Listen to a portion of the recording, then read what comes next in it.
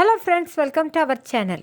நாம் இன்றைக்கி என்ன வீடியோ பார்க்க போகிறோன்னா, வேர்க்கடலையை பயன்படுத்தி தயாரிக்கிற மசாலா கடலை எப்படி செய்கிறது அப்படிங்கிறத தான் இந்த வீடியோவில் பார்க்க போகிறோம்.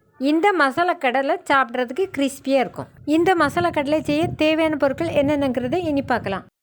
1 கப் நிலக்கடலை எடுத்து வச்சுக்கிடுங்க.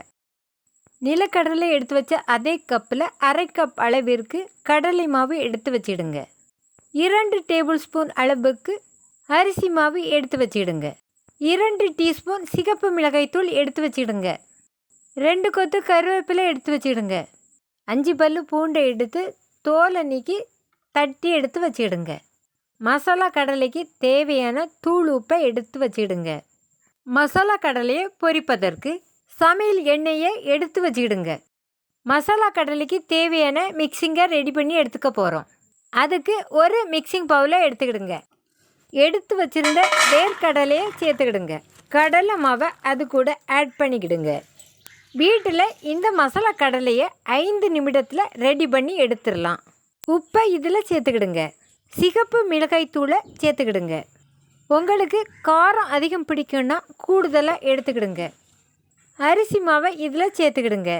பூண்டை இதில் சேர்த்துக்கிடுங்க. கருவேப்பிலையை உருவி இது கூட சேர்த்துக்கிடுங்க.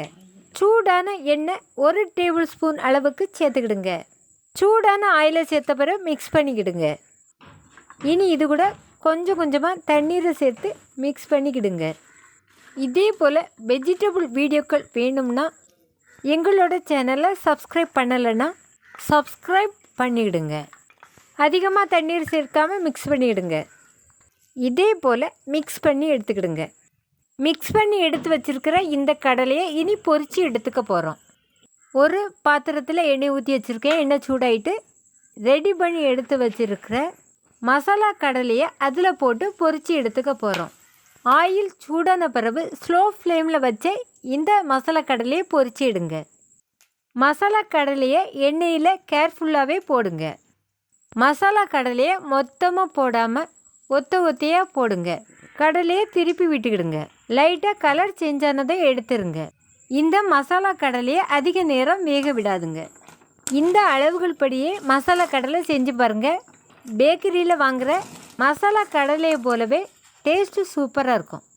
இந்த கடலை ஆறியதும் கிறிஸ்பியாக இருக்கும். ஏற்கனவே நம்ம சேனலில் டீ கடை வெங்காய போண்டா எப்படி செய்கிறது அப்படிங்கிற வீடியோ அப்லோட் பண்ணியிருக்கோம். பார்க்காதவங்க சேனல் பேஜில் போய் பார்த்துக்கிடுங்க. மசாலா கடலை பேக்கரியில் வாங்காமல் உங்கள் வீட்டில் இதே போல் செஞ்சு பாருங்கள்.